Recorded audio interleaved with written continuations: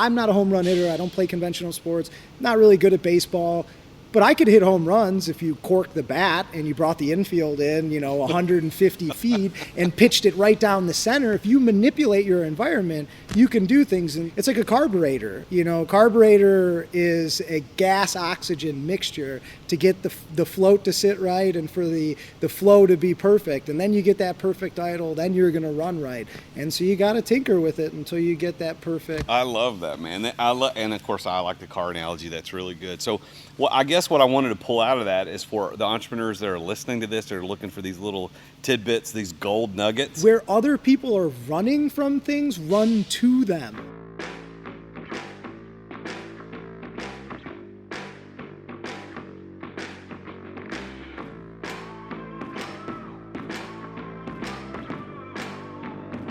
In today's ultra-competitive business world, being a successful entrepreneur or business owner can be very challenging. Fortunately, contemporary times have blessed us with resources for tackling those challenges and getting us to success more quickly than we could have imagined. Welcome to The Root of All Success with the real Jason Duncan, a podcast that explores how the world's most powerful entrepreneurs grow incredible companies. This podcast looks at the 5 keys to unlocking success as an entrepreneur. A successful educator turned entrepreneur, Jason's mission is to use his gifts of teaching and leadership to help others get the results they want out of life. Join Jason every week and learn the keys to grow a truly successful business. Well, welcome back to the show. I am the real Jason Duncan. Thank you for tuning in again on this podcast, The Root of All Success, where I interview some super successful entrepreneurs on how they got to become so successful. And I have this theory that there are these 5 keys that every entrepreneur uses to unlock their success. And with their passion, right place, right time, knowing the right people, preparation, and plan. And every guest on every show, I kind of go through those 5 things, talk with them about those 5 things, and find out how they became successful so that you can use those same keys, because those keys unlock success for everybody. So that's why we do this show.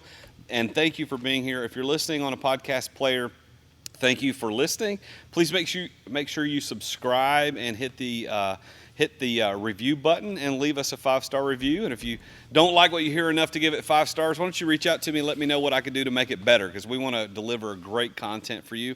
And if you don't already watch this on YouTube, you definitely want to watch this show on YouTube, especially this episode, because we are recording at a different location today. We're recording at Flight Solutions hangar at Music City Executive Airport in Gallatin, Tennessee, owned by Kevin McCutcheon, who was a former guest on my show. And we're sitting in one of his hangars here at the airport, and over my shoulder is one of his helicopters, and over my guest shoulder, which you'll see in just a moment, is one of his airplanes. And you want to take a look at this on YouTube. It's very cool setting here. We normally record these at the Standard downtown, but today we're recording them at Flight Solutions.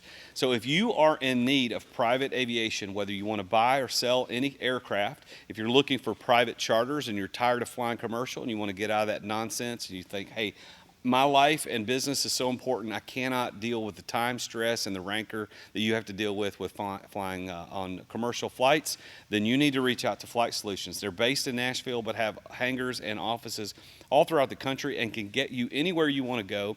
If you need to buy an airplane, they can find it. If you want to buy a helicopter, they can find it. If you need to finance it, they provide that. And if you need your aircraft maintained, they do a full service maintenance program for all of their owners. So if you're interested in looking up Flight Solutions, you want to talk to them, call them at 615-452-5001. That's 615-452-5001. Or you can send an email directly to them at info@flightsolution.com. That's info@flightsolution.com. And I would appreciate it if you'd say, hey, I heard about you on The Root of All Success with the real Jason Duncan. So that's where we're filming today. That's where we're recording. Thank you for being here. So if you're interested in knowing if you have what it takes to become a successful entrepreneur, and you're asking yourself, how do I know if I'm going to succeed? One of the things that I offer is a free success assessment. You can go to therealjasonduncan.com/success and take a free success assessment at 17 questions that'll give you an indication of your probability of success as an entrepreneur. 17 questions, you'll get an immediate email back with a report personalized for you, on the answers, based on the answers that you gave, and that's completely free, my gift to you. So go to therealjasonduncan.com/success for that. All right, enough with all the promos. Let's get on with the show. So my guest today, I'm lucky enough to have been introduced to him through another friend of ours, our mutual friend of ours, and come to find out, we're both members at the Standard in Nashville, where we normally film these episodes. And come to find out, he lives in kind of the same area that I do too. So it was all kind of a happy accident that we found each other. But he grew up in the suburbs of Chicago, and comes from a long line of entrepreneurs. Both his grandfathers and his step-grandfather all had some sort of businesses on their own, pharmacies or VHS tape businesses and other things. So he understands it kind of in his blood what entrepreneurialism is. And then he grew up, started his own kind of lawn mowing landscaping company as a kid, reffed inline hockey, lined baseball fields. He's done a little bit of everything. Went to DePaul University, was involved in wrestling and boxing, and ended up working for the housing authority there. And that kind of took him in a different direction, which we'll talk about today on his entrepreneurial journey. And then he started another company called Channel Partnerships, which is a very interesting story. When we first met, he sat down and told me this, and I'm going to ask him to tell more of that story. And then he became a partner in another big company called Rosemar USA, which he's going to tell us a little bit about, that manufactures cleaning products. And I don't even want to attempt to explain that. He will do much better job as we get to him today. He's married to a lady named Stephanie. They have a beautiful little son named Callum, and a huge dog, a Rhodesian Rhodesian Ridgeback, like a lion hunter dog. They're like 120-pound dogs, and a cat.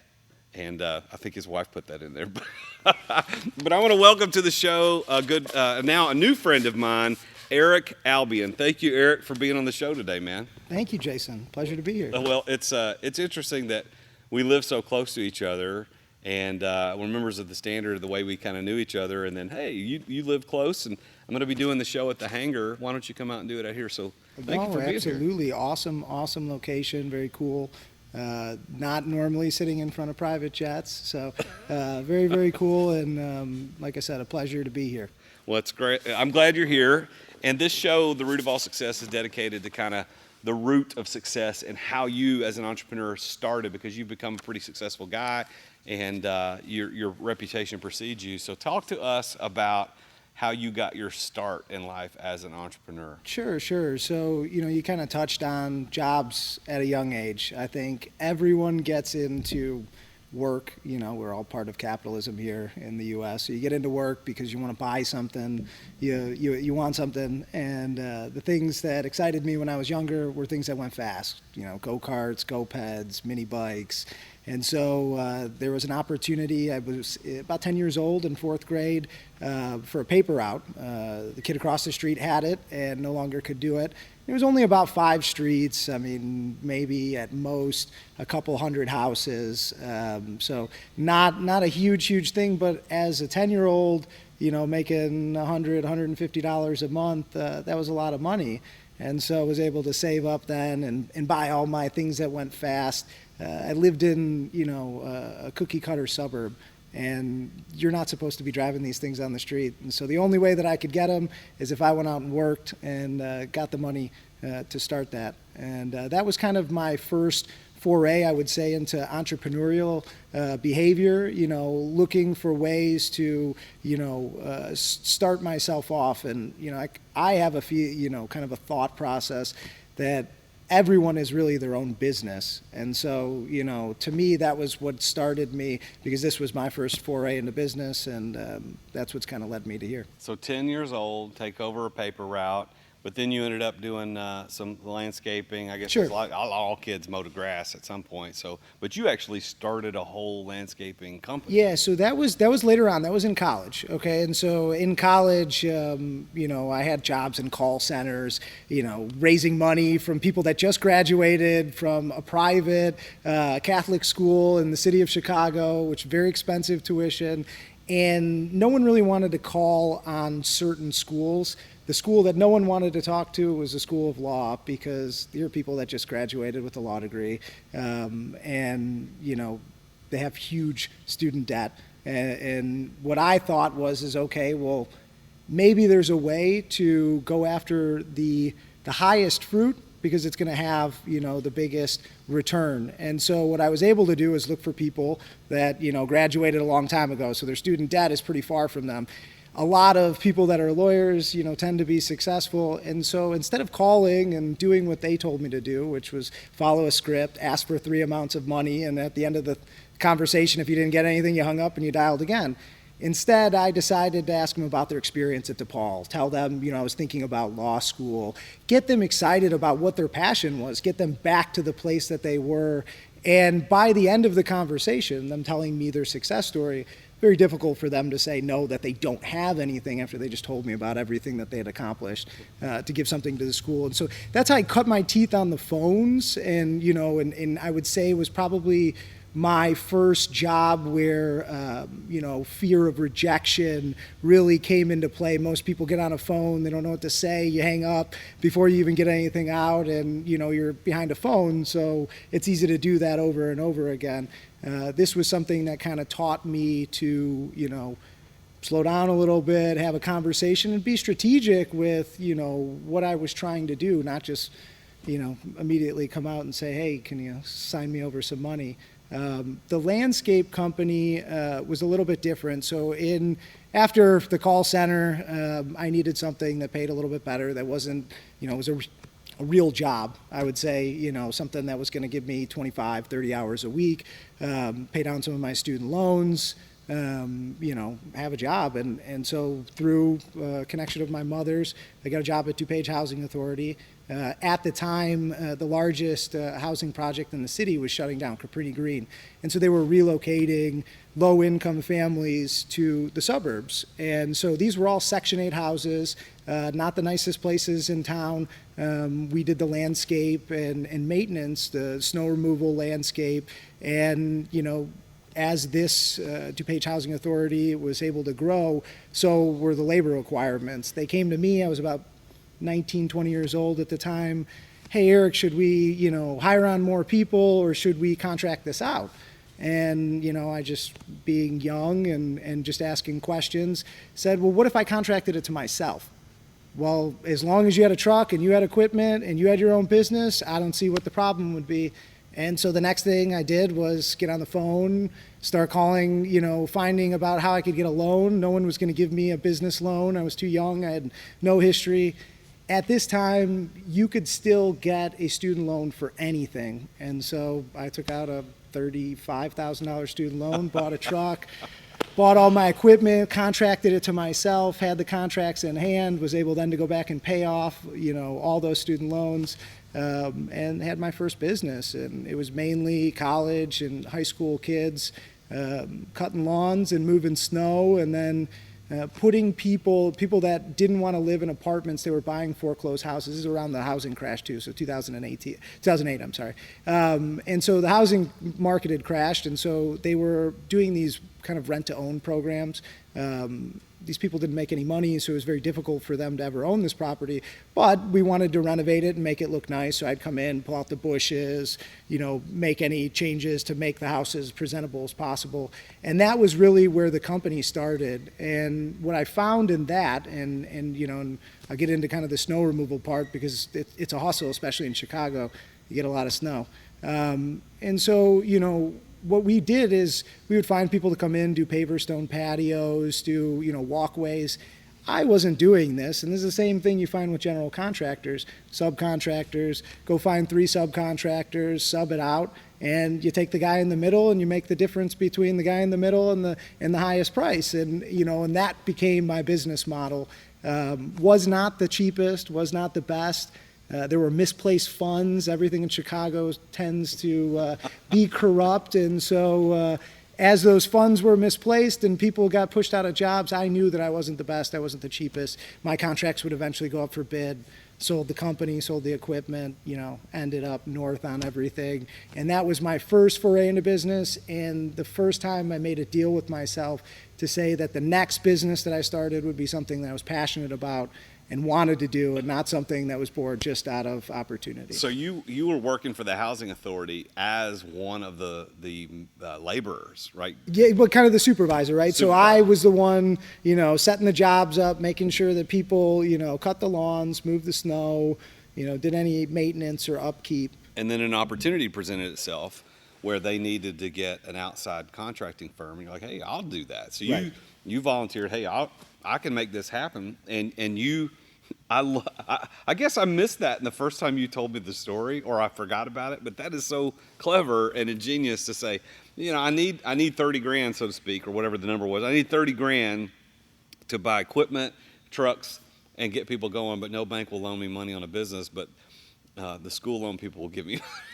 Back then, they would give you just put your name on a piece of paper and you had a student loan. And obviously, people got themselves in trouble with that. And I paid that back immediately. I know it's not really kosher what I did. I'm not telling people to go and take out loans or anything like that. But being creative, yes, it illustrates your creativity, which if we look at the 5 P's of success, plan is the last P that I teach and I talk about with entrepreneurs like you. And that plan, what I mean is, do you have the strategy to obtain and deploy the resources necessary to achieve your mission? Well, what are you attempting to do? For your mission and vision was, I want to take these contracts from the housing authority. I want to be the guy making this money. I need 30 grand. How am I going to get it? Well, my plan, again, not necessarily a recommended plan, but your plan was creative and said, I'm going to go get the money wherever I can get it. Correct. And you'll see that plan kind of root itself through my other endeavors too. Raising capital for channel partnerships. I mean, channel partnerships, my first, what I would consider real company that I was, passionate about and empowered about, to raise capital to take on the projects that I needed. I had to be creative with that too. Let's talk about channel partnerships, because I really like that story, because I think it's unique in what you do. So give us, first of all, before you tell how you started it, what does it do? What does channel partnerships do? Right, so it's a cost mitigation and vendor procurement company. And so let me back up because it'll make a lot more sense. So after landscaping, after I sold Advanced Landscape, I then went on to work for a friend's family company. It was a packaging company, about $200 million company, so middle tier company, located outside of Chicago, but had another distribution center in Memphis. And so, there I worked with a couple of people whose kids worked at the company. No one was going to give me accounts. My friend had come to me and said, hey, I know you would be really good at this because you're always talking me into things I don't want to do. So you'd be a good salesman. That goes back to your phone skills. Right. And so, packaging is interesting because everything comes in some sort of package. So in distribution is probably the oldest profession that exists. Buying or obtaining a mass of things to then distribute, the lower allotments of things. And there's money to be made in that. I mean, if you follow distribution paths, and you'll see that kind of pop up in my story here, distribution is really what I do. And so, I worked for this packaging company, opened the most accounts, more accounts than all the sales reps, combined. And my strategy wasn't going after the big guys, it was going after the smallest customers, people that no one wanted, because activity is something. And so what people don't realize in sales is sometimes you're not getting the results because the environment is manipulated against you. Maybe you're just not in the right environment, but to show that you belong in the right environment, you have to show activity. And so I went out and I opened these. I went and, again, I make these assumptions in life, and I attribute this to my success. To me, it's harder to capture a new customer, someone that doesn't know who you are or why they want to do business with you, than it is to, go back and get and rekindle something that, at least they already know who you are, a company that already knows, a customer that already knows who you are. And so I asked for all of the accounts that the company had lost in the last 5 years. Now, I couldn't get every single one of them, but they would give me the oldest ones first, and I'd work on that. And, essentially my sales pitch was it wasn't the company, it was just that you weren't working with the right person. I wasn't there to help service your account. And so because of that, it's not that you had a bad relationship with the company, you had a bad relationship with your sales rep. Let me fix that. And, that's kind of the assumption that I made, is that it would be easier to get this. I opened more accounts, and because of that, they offered me a new territory. They offered me to go to Nashville. We had a satellite facility there, and we had a distribution center in Memphis. And because of that, I moved to Nashville, gave me a much better position, gave me more opportunity. This is an expanding market. All right, so for those that are listening to this and watching this, they'll probably have heard the interruption. We had a jet come by, and when you film at an airport in a hangar, that is a risk you take. But I'm going to go back. So if any of this is a repetitive, listeners will forgive us that this is repetitive. We're going back and asking that question. So Eric, Channel Partnerships is a really interesting company, and so you had the landscape company, you sold the company, and then you went to work for some other people. But Channel Partnerships came. Like, tell us, just give us 60 seconds or 90 seconds on what it is, and we'll talk about how it got built out. Sure. So Channel Partnerships is a vendor procurement and cost mitigation firm. And so essentially, if you think about a concept of like a headhunter or recruiter, you have the employer and the potential employee. The recruiter is placing the potential employee with the employer. And so essentially that's what Channel Partnerships does. It cuts out, we're qualifying people, knowing their needs, in matching them with manufacturers, mainly packaging manufacturers that can produce at the level that they procure. And so with all distribution, the main rule is quantity dictates price.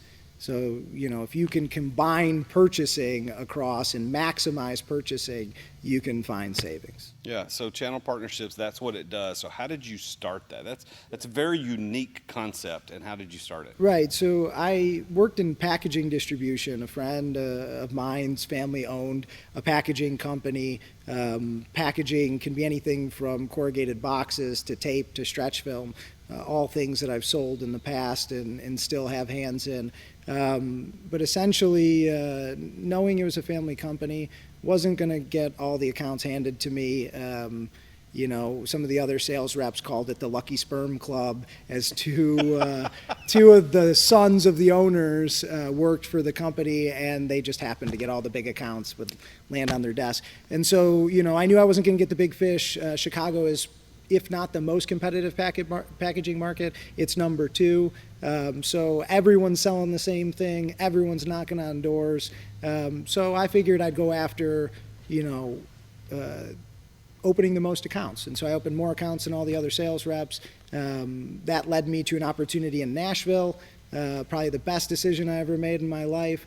And so when I came down to Nashville, I landed a big account right away. They brought me down to Martin, Tennessee, and I was handling MTD that make Toro, Craftsman, Cub Cadet lawnmowers. And so lots of packaging, a lot of stuff being shipped actually to Germany, and was working on some volatile corrosive inhibitors, which essentially are desiccants. They keep rust from happening. And so, after I landed this account, Martin is not close to Nashville. We decided that with this account, we could hire new sales reps in Jackson, Tennessee that would manage this, and it would be better. I handed this book of business over, and they started me in a new, progression. Still young, 27 at this point, 26, and this was for sourcing, global sourcing. And so the idea is there were emerging packaging markets, China, Turkey, Brazil, Mexico, India, that had products that could compete with U.S. manufacturers or other importers, but the cost was lower and they had zero market share. And so what we did is we brought these companies to market in the U.S., a big one being the Val Group. They're a flexible film company based out of Italy and Spain, who have operations in Brazil. We sold enough stretch film for them to be able to buy Dow Chemical's old facility in Ohio and start manufacturing domestically in the U.S. and bring Val Group to the United States. We did this with tape manufacturers. So essentially what I was doing was working with, emerging markets and bringing these markets. In this, what we saw, and most of my competitors were now customers. So as I was a packaging distributor, the packaging distributors buy from the manufacturers, and essentially in this, we were the pseudo manufacturers reps for these brands. And so with that, I built up a big distributor network, about 200 different packaging companies in the Southeast. Eventually, the company came back to me and said, hey, this is great. We want to point you in another direction. I said, I didn't want to go in this direction. They said, we're not asking, we're telling.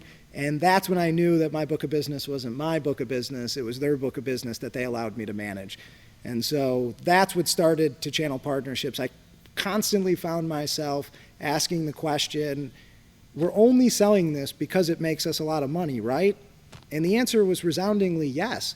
So people didn't care what they were selling. They didn't care about solving people's problems as much as they solved about making their nut and selling the thing. So I decided that, I was going to start to look for opportunities for how could I solve your packaging problems. And sometimes that happens, if we're talking about corrugated boxes. Well, corrugated boxes manufacturers spend a lot of money in engineers. Those engineers, when you send them a problem, they're going to solve your problem with corrugated. Doesn't mean that corrugated is the answer to the solution. It just means that that's what their designers are paid to do.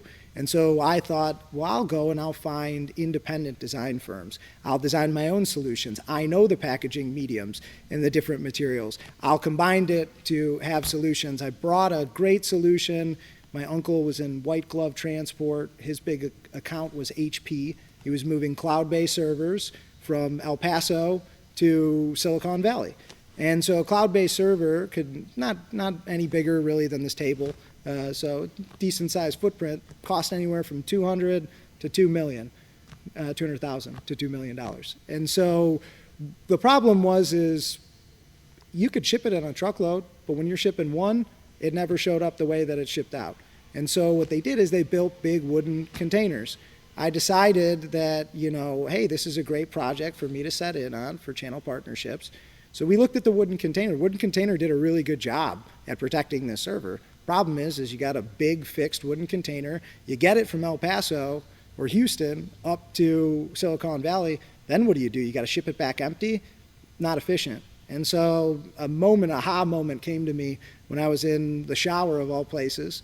And I thought, well, what if I could make something, if they can get 3 turns out of a wooden container, what if I can make something that's not as strong as wood, but it's almost as strong as wood, so it's going to solve the damage issue, but it can collapse, and the return ratio is much higher than just 1. And so what we did is we created return boxes, and they were essentially kits that went around the outside packaging of the server, so that way they could ship servers through general freight, save money in repositioning costs, all these found savings to accomplish the same goal, but just no one willing to put the work in to solve the problem. And that's really how channel partnerships started, was taking all of these pieces, knowing the board, the 30,000 foot overview, and saying, well, this doesn't need to be here, this doesn't need to be here, this doesn't need to be here. Why don't you guys do business here? Yeah. And so you're the channel that brings the two partners together, hence correct. the name Channel Partnership. Now, I want to point out something that I think was very interesting in your story, is that you said when you were doing phone calling back with Ed DePaul, you were doing fundraising, you were calling on the high fruit. I don't know if people picked up on that, but there's this low fruit mentality. Right. Hey, let's get the low fruit. It's easy to pick. Let's do that. So what you said is that you were calling the high fruit. Right. And I think a lot of people, I think maybe people miss that, because then you said when you started for that packaging company, it was you told me in your story, you asked for the crap accounts, the ones that had been canceled, the ones that they had lost in the last 5 years, and that's where. So you have an experience as an entrepreneur. Your preparation was that you called on high fruit, high paying, and you also called on the ones that nobody wanted. Did you ever thought about that you did it on both ends? Yeah, of the spectrum? so I have a way of looking at things inversely, and so you're saying the low fruit on the packaging. If you do something wrong, right? If you make a mistake, is it always easy to go to and apologize immediately? The answer is no, it's not. So asking for forgiveness for doing something wrong is difficult. So the assumption is most people don't do that. First thing I said was, I'm so sorry you had a bad experience with us. Let me make this experience right. And so to me, that's not a low fruit, it's actually a high fruit, because to recapture something that had bad last meeting, bad meeting, and to turn it back around.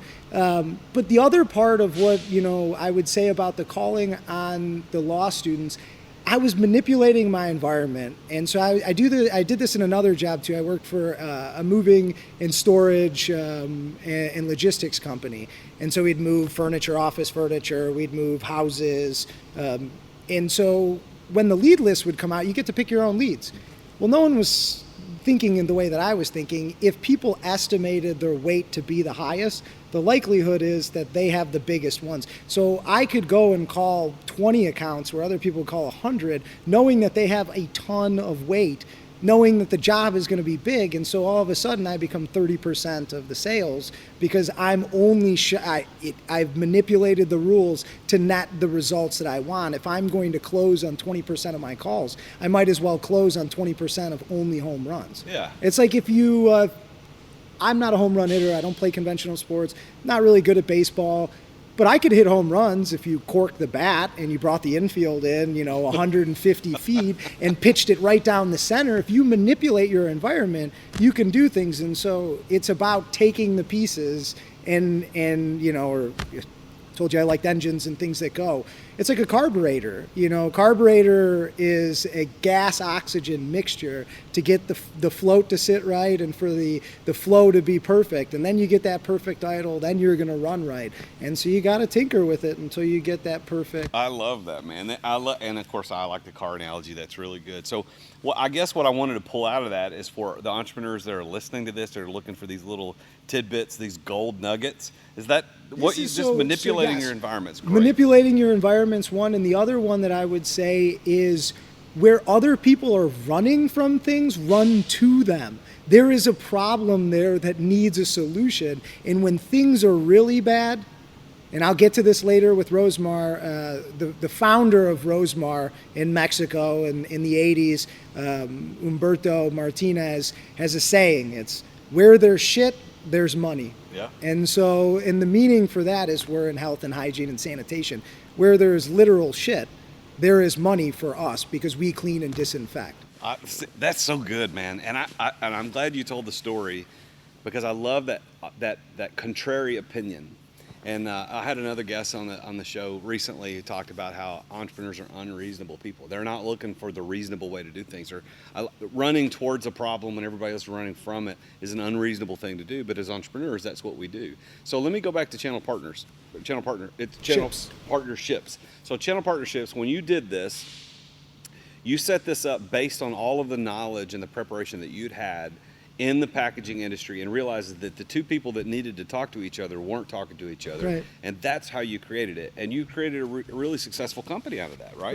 Correct. Yeah, and it's not so much that the people that needed to talk to each other weren't talking. It was the people in between that were trying to make money that were keeping them from talking. The solution was never being delivered. The missile never had a missile guidance system. And so instead of getting in the way, and Channel Partnerships has a very good opportunity for entrepreneurs. If you go to channelpartnerships.com, you'll see it. It's called an engagement partner. I run a lot of BNI groups, and I got a lot of business out of BNI because I was different. Everyone else was real estate or finance or securities or whatever, what have you, but no one was packaging. No one was manufacturing, fulfillment, consulting.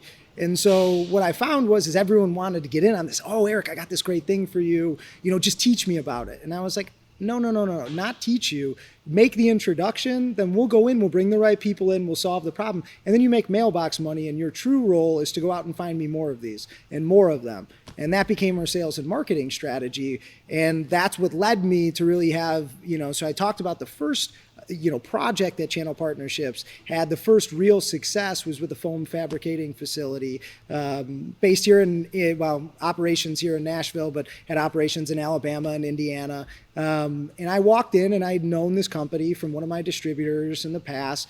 And I said, hey, I know what you guys do here. I'd really like an opportunity. Can I do a walkthrough? And they said, we have too many people calling on us about packaging. We're not interested. We don't need anything. And I said, okay, I'm going to come back. And so persistency is another big thing for me. Went back in and I said, well, listen, do you have a problem that just no one else is willing to solve? And Ace, who actually works for me now, who was the operations manager at the time of this foam fabricating facility, said, yeah, I've got this patented box. And all the box guys say that for whatever reason, it won't line up. And what he means by that is you're taking a 2-dimensional folding carton and you're turning it into 3-dimension. And when you do that, there's a glue joint normally that holds the box together to allow it to make a 3-dimensional shape.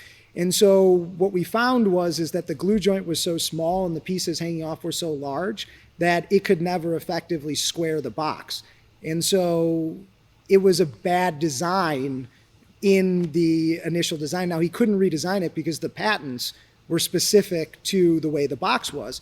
And so I went back to the corrugated engineers that I work with, 4 or 5 different firms and a couple different engineers. Now, I'm not doing everything myself. I'm leveraging infrastructure that already exists. People that know, I just know that there's a problem and I know where to go to get the answer to the problem. And then I take all those solutions and present them to the customer. And so the idea here is you can't close a box without a glue joint. And I said, you can't close a box without a glue joint. That's not true. You can use this, you can use this. So then I started coming up with ways to do that. So I took something that was a 3-dimensional item and I turned it back into a 2-dimensional item with a key lock. What people don't know when you're making a box, it's like cutting out cookies, right? So you have the liners. The liners make 3 different pieces: the outside liner, the medium, the fluting in the side, and then the inside liner. Those are your 3 liners. You run that through a corrugator. That's going to create your sheets. The sheets then go through either an automaton machine, which is a slotter that's going to turn it into a regular slotted carton, or it's going to turn it into a die cut, like a cookie cut. So what we knew is the products were going to be, these boxes were going to be stuffed with foam. It's a very manual operation. And so by taking out the glue joint, you take out a process. Every process in this change costs more money. So by eliminating the process, we saved a ton of money. So this box that cost $1.20 that made me about $1,200 a month in profit went from going from $1,200 in profit to $12,000 by just removing the glue joint, and then went from $12,000 to $24,000 by taking the bottom of the box and this is a die cut box, and the top, and running them on the same die, so you had an even run rate. So all these little efficiencies that you took something that no one wanted to do, you took a turd and you polished it into a diamond. And that's what, and that has been one of the keys to your success. You've been able to run towards problems other people are running away from. That channel partnership has been able to do that, which led you to founding Rosemar USA here in the United States. So tell us a little bit about that. Right. So how I got my start with Rosemar USA. Let's go back to the tornado that came through Nashville. Okay. Right after the tornado came through, I was out in Lebanon, Tennessee, and one of the facilities was a facility. And again, nothing is made in one place. That's the thing that you'll learn in packaging. Everything comes from all these different places. Same thing with fulfillment. Well, for Comcast, right? So think about the pandemic with Comcast. Something breaks and your router breaks, your TV box breaks. No one can come in your house, so they just send you a new one. Problem is this is the beginning of the pandemic. They're saying that COVID-19 lives on all these surfaces, so they need to wipe down all these boxes. The boxes, the routers, the extension cords that go in, the plug that goes into the box, they don't come from the same places. They don't come in the same box. They all have to be kitted and then shipped to you. And so I went in there and one of the reps said, hey, I sold a truckload of sanitizer here. I made all this money on it. I said, truckload of sanitizer? I was like, I've got an operation in Mexico, a manufacturer that I work with that makes sanitizer. Do you need more? He said, no, I need disinfectant wipes. And so we threw it through our channel. I had someone come to me a couple of years ago and say, why can't Mexico be our China in terms of manufacturing arms? Why do we send everything to China, all the components to come in for us to do, the last 10% of manufacturing?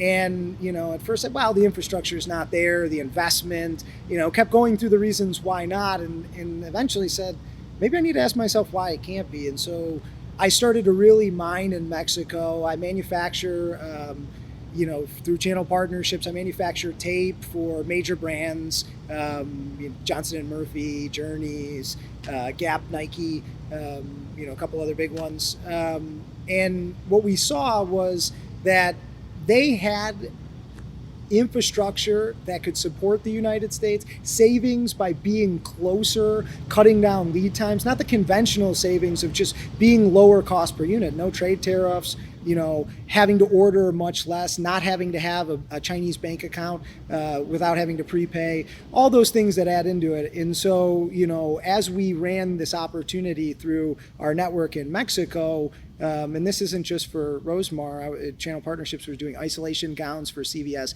I did all the isolation gowns for CVS for their drive-through testing. We reconverted a tape manufacturing facility to make gowns. So we converted things during COVID-19 because the pandemic. And so what that did is it just led me to start onboarding Rosemar. Well, Rosemar is essentially a direct competitor to Ecolab. People look at the products and say, oh, you're a products company. You make disinfectant wipes. In Mexico, that's not our core business. Our core business is based around, going back here into the 80s, food production was trying to enter the United States from Mexico. Didn't meet our sanitary regulations. So there was needed, things were needed to be done so that the processing facilities wouldn't pass along any bacteria or anything like that. And so they started creating formulas. The creation of formulas turned into chemical manufacturing, turned into products manufacturing, turned into the service of cleaning and disinfection. And so this is a 38-year-old company that's been doing this a long time. However, the U.S. markets were directly focused in products. So they needed disinfectant wipes, we needed sprays, aerosols, adhesives. And what we know about most of the people that are in the specialty chemical industry, it's all been shipped to China. So we secured the supply chain. My background comes from fulfillment, packaging, distribution.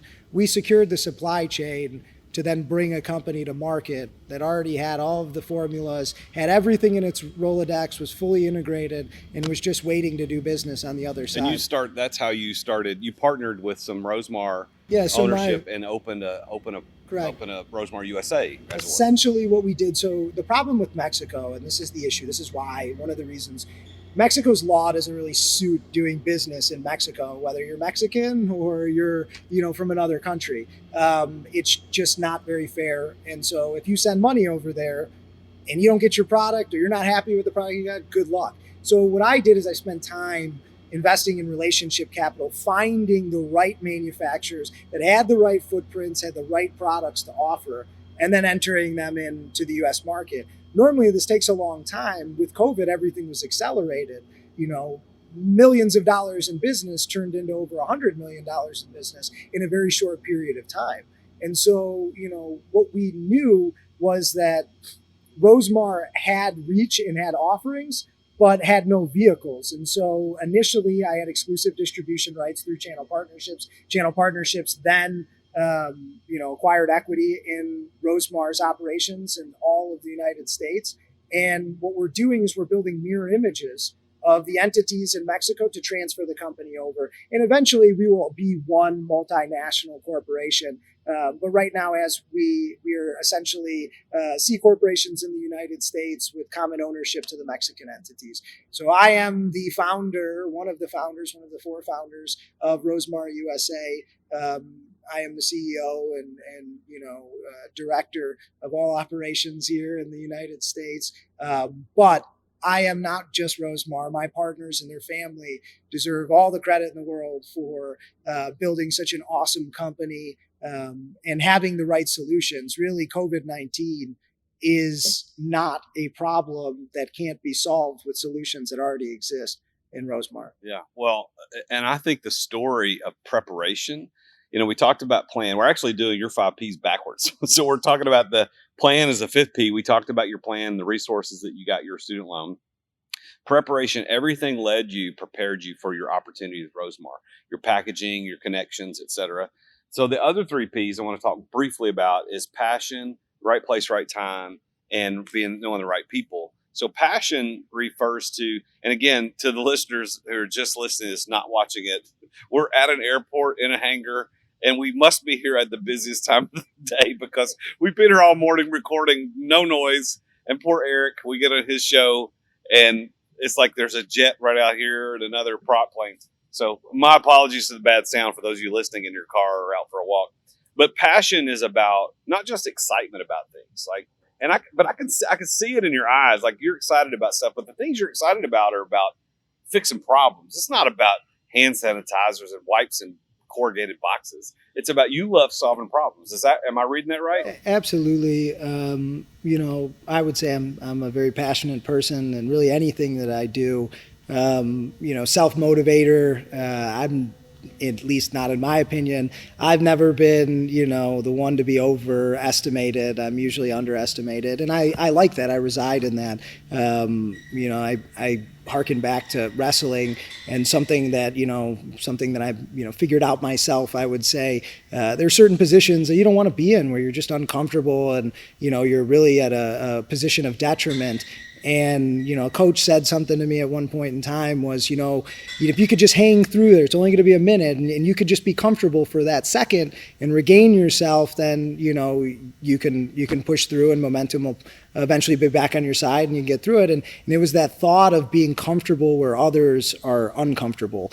If you can live in that, if you can, thrive in an area where everyone else says it can't be done, that to me is really the motivator. I love when someone tells me, oh no, it just can't be done. Well, I love to debate and argue. Well, it can absolutely be done. It can be done this way and this way. And so really I would say my passion started there, and that propelled me, to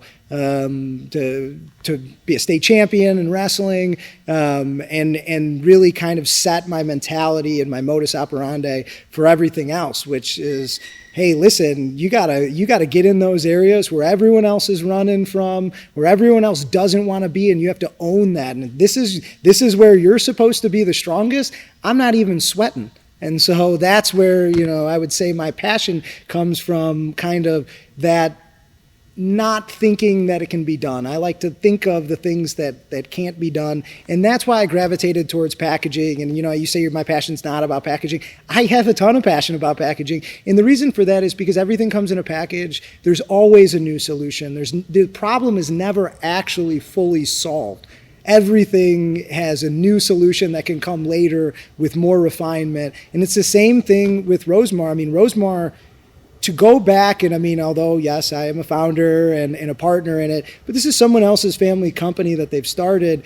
Here's that same thing that I just talked about, the being a champion for this. I liked the fact that I could be a champion of this, and with, controlling microorganisms, there is no solution to 100% control and eradication of microorganisms. If that solution existed, we as human beings wouldn't exist. And so it is an unsolvable problem. You can just mitigate the problem. Yeah. You can't effectively solve it entirely. And because of that, it'll keep me interested and engaged. And that's what I like. I like the constant problem solving. We started as a product company. We're launching services this year. We have a biotech. We have some very, very cool technology and apparatuses to deliver our technology. And then I'm creating a proprietary fulfillment apparatus for D2C, for big box retailers to be able to compete from a fulfillment and from a logistics perspective against Amazon. And, I don't know what you think that's worth, but the number's in the billions. What we want to do is we want to solve problems. And, for me, the passion is having a problem to solve. Well, so talk about the right place at the right time and the right people. Those are the last two P's. So right place at the right time. It's happened to me quite a few times. I'd say, I've been in the wrong place at the wrong time too, though. It is when that opportunity presents itself, taking it. And, I actually attribute most of the things I attribute to boxing and wrestling and things that I've done and that I know. But boxing, there are times where your mind knows that you're supposed to throw a punch, but yet the punch doesn't happen. When that punch presents itself, like, the adage of, oh, you landed a lucky punch. Well, you had to throw it and you had to land it for it to be lucky. It wasn't so lucky, it was taking the opportunity when it presented itself. I wouldn't say it's so much as it's just right place, right time, but when an opportunity presents itself, go for it, swing for the fences, and you may hit that home run or the grand slam. And so right place, right time, Rosemar is definitely that. The global pandemic is been terrible on business, on people, on social interaction, on really everything. And, Rosemar presents a host of products and solutions that solve those problems. When there were no disinfectant wipes, we didn't shut down. We built the largest disinfectant wipe manufacturing facility in Mexico.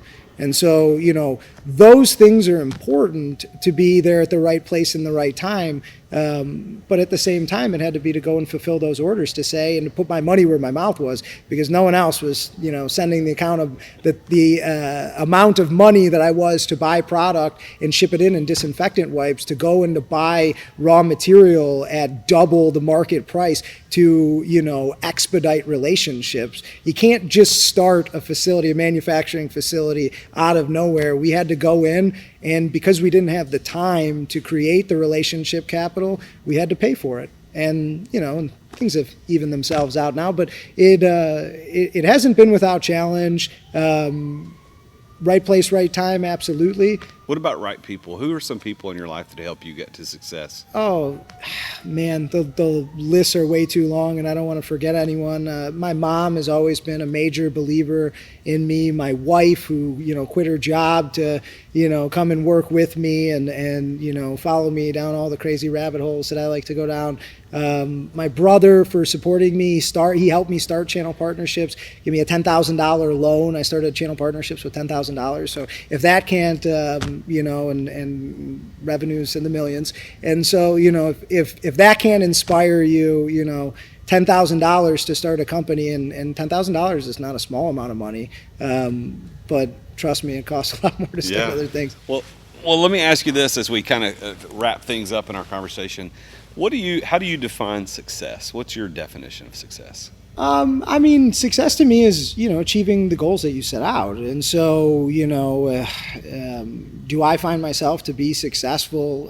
Yes, in the goals that I've achieved, but a failure in the ones that I haven't achieved yet. And, success doesn't negate failure. And so I continuously fail, and I fail probably more than anyone else. And it's just the successes that people talk about. They're not always talking about the failures, but there's a lot of failure. And failure is not such a bad thing. It just has a negative connotation. It sucks. It doesn't feel good. You don't want to fail, but you should be taking something out of your failures. Yeah. I have projects that I put my heart and my soul and my passion, and I knew they were the right solutions, and they did exactly what, people wanted them to do, that still didn't go anywhere. And you could sit there and you could cry and, dig yourself a hole, or you can just put that in your back pocket or your tool belt and know for when that tool is necessary again.